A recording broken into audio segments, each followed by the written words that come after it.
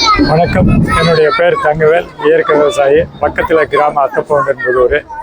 இந்த குறும்பு வளையத்தில் வெற்றிவேல் குழு ரொம்ப சிறப்பாக செஞ்சுருக்காங்க.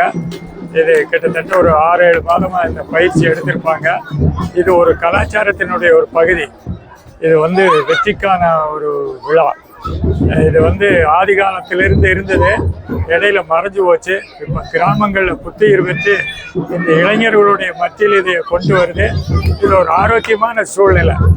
ஒவ்வொரு விழாவிலையுமே இந்த பயிற்சி எடுத்திருக்கிறவங்க உடல்நல சிறப்பாக இருக்குது, எண்ணம் ரொம்ப சிறப்பாக இருக்குது, குடும்பத்தில் மிக அமைதியாக இருப்பாங்க.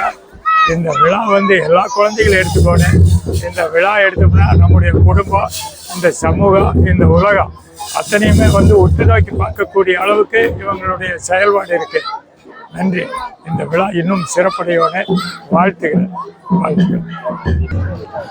வணக்கங்க. நான் விஷ்ணு வேணுகோபால்.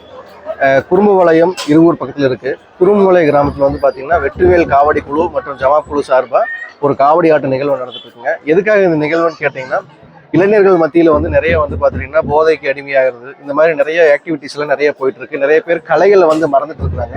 ஸோ அவங்களால நல்வழிப்படுத்தணும்னா இது மாதிரி ஒரு கலைகள் ஏதோ ஒரு விதத்தில் நம்ம சோசியல் ஆக்டிவிட்டியில் பண்ணால் தான் அவங்க மாறுவாங்க, நிறைய விஷயத்த சேஞ்ச் ஆவாங்க.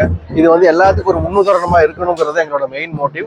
அதனால தான் இவ்வளோ பெரிய மாபெரும் காவடி ஆட்டம் மற்றும் ஜமா பாட்டத்தோட அரங்கேற்ற விழா வச்சுருக்கோங்க. ஸோ இது ஊர் பொதுமக்களே சேர்ந்து எல்லாருமே சேர்ந்து இவங்களை மாதிரி இருக்க பெரியவங்களோட ஆசீர்வாதத்தினால தொடர்ந்து நடந்துட்டு இருக்குதுங்க. ஸோ இதே மாதிரி கோயம்புத்தூர் ஃபுல்லாக எல்லா இடத்துலையுமே நடக்கணுங்கிறது என்னோட வேண்டுகோள். இதை நடத்துங்க. ஸோ இதுக்கு உங்களுக்கு ஏதாவது சப்போர்ட் வேணுனாலும் வெற்றிவேல் காவடி கூட தயாராக இருக்கு. நன்றி.